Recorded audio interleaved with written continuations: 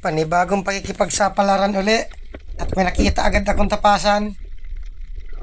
Palabasin ko muna para magandang patamaan. Ito, lumalabas na. Yari ka. Ayun, gitik. Tapasan or dungis kung tawagin dito. Hindi muna ako mamana ng isda at baka may mga bagong tabing magandang klaseng isda dito. Andun, may suga pa. Labas ang suga dito. Panain ko nga. Ay, ito, may solid. Ayan, sa pool. Pulang solid. 170 na ang kilo nito. Nagtaas man ng 20 pesos. Pero ang krodo, nagtaas ng 75 pesos. Ito, may solid pa. Buti at maamo. Ayun, gitik.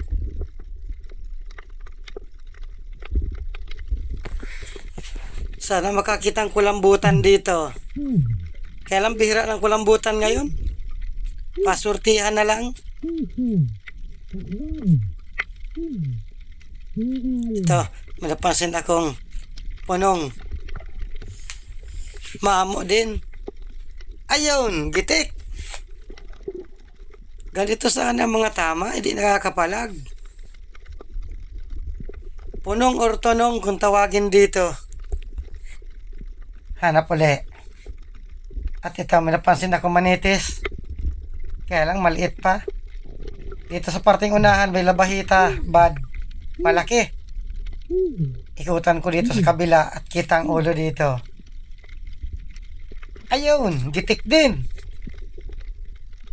Ito ang hindi nataas ang presyo. 40 hanggang 50 ang kilo. Inaarewan na isda dito at malangsa raw. Lahat ba ng isda malangsa? Yung nasa libro lang walang langsa. Wala rin tinik yun. Mayroon pang solid, 2. At labahita bad. Ayan, sa pool. Umalis yung labahita bad. Yung solid tumago.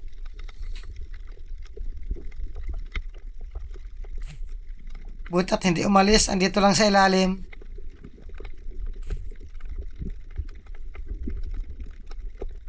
Ayun, sa pool. Hindi na nagpakita yung labahita bad. Natakot. Hanap uli. Ito, suga. Mas suga ang bahurang ito. Doon sa parting unahan, may napansin akong solid. Solid at suga. Itong solid panain ko. Kaya lang tumago. Hintayin ko lumabas. Ito, lumabas na. Ayan, sa pool. Mga solid na pula ang napakita.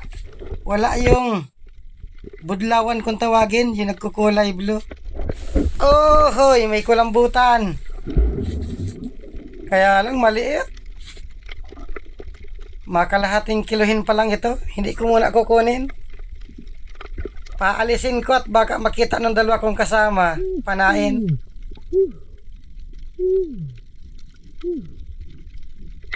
Alis na at baka makita kanila.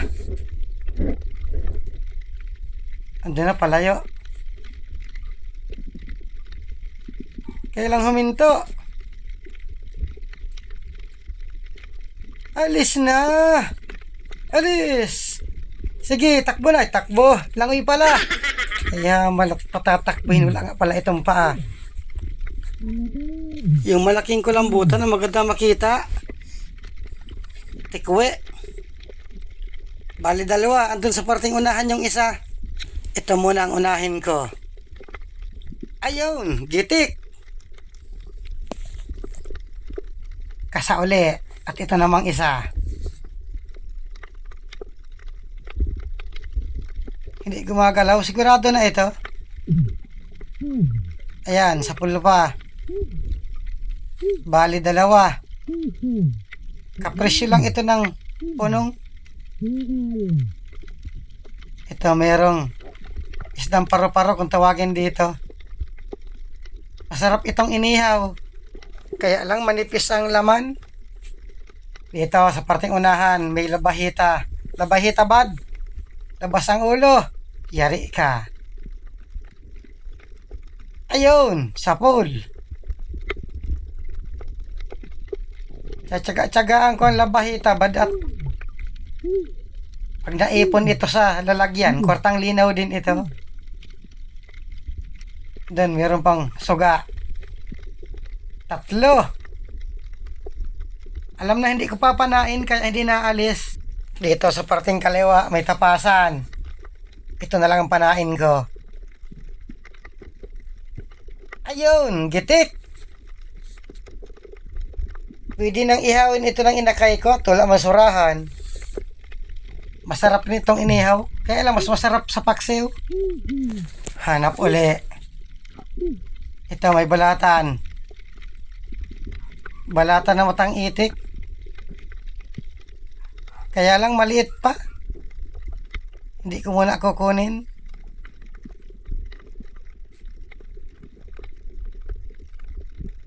Alanganin pa ito.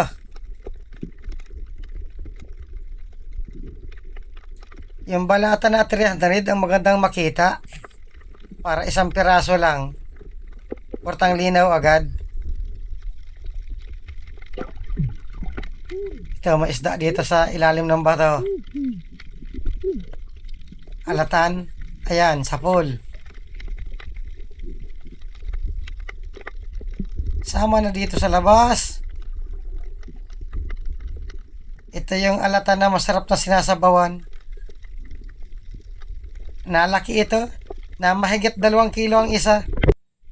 Ito, kalahating kilohin pa lang ito. Hindi na ito malaki at pinana ko na.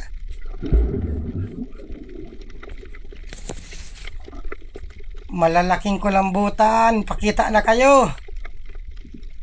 Kanuping. Humarang pang suga. Ayun, gitik. Madalang pang isda ngayon. Natabi ang maraming isda dito pag yung maimbong ng tubig. Panahon ng habagat. Kupapa at balatan, labas na. Ops, dalagang bukid. Magalaw pa. Sana tamaan. Ayun, gitik. Normal na sa dalagang bukid na magalaw. Dalagang bayan nga magalaw. Gala lang gala. Pasyal dun, pasyal dito. Puro kasiyahan ang alam. Hindi magtulong sa magulang. Pero hindi naman lahat. Pero marami sila.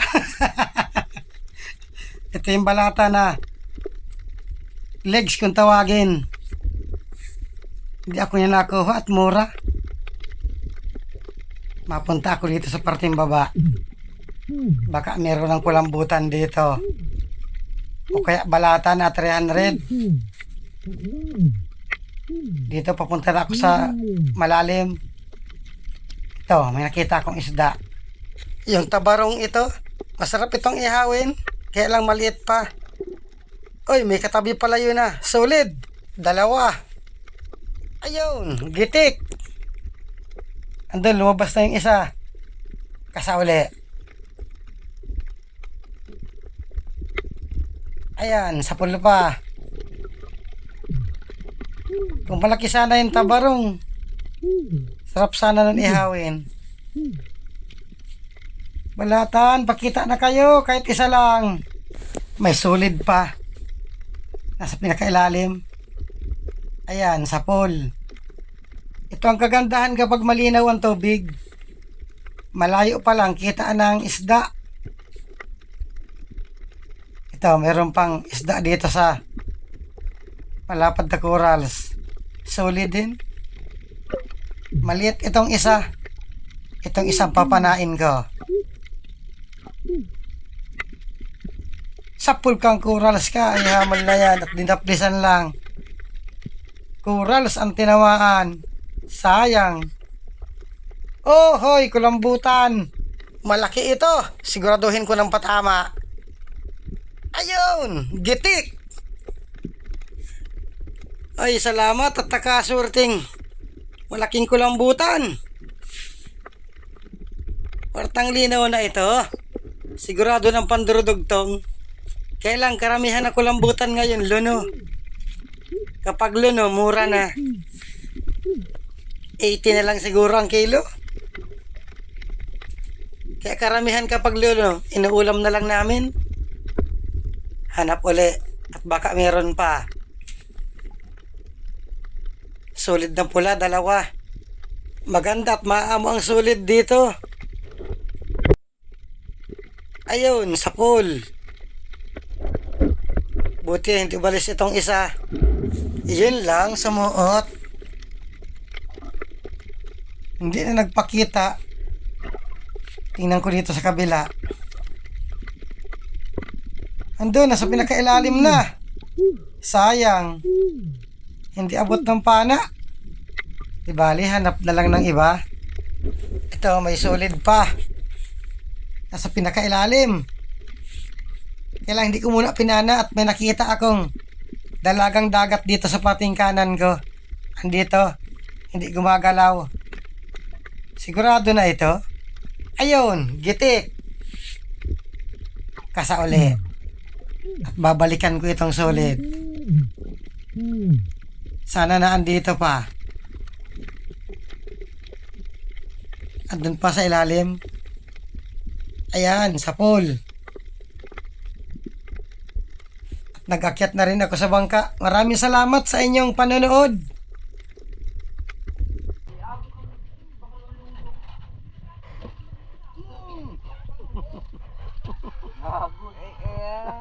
Gabutin ko na ito.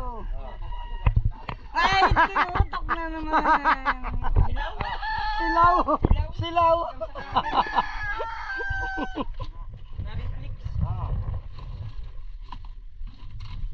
Ayan. Gawang kabuti video yung tenga ni Parindia. Kasilaw nga oh. May araw na. Pagkatama sa noon ni Rodel. Matutukan yung tenga ni Parindia.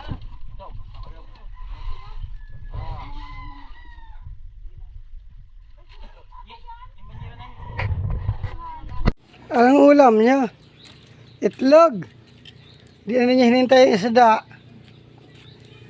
Ito guys, ganda ng panahon dito. Tubig na lang. Ang problema, sobrang lamig.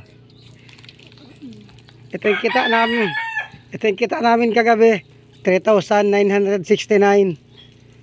Ay, salamat at kahit malamig ang tubig, nakakadilin siya pa. May panibago na naman pandurudugtong.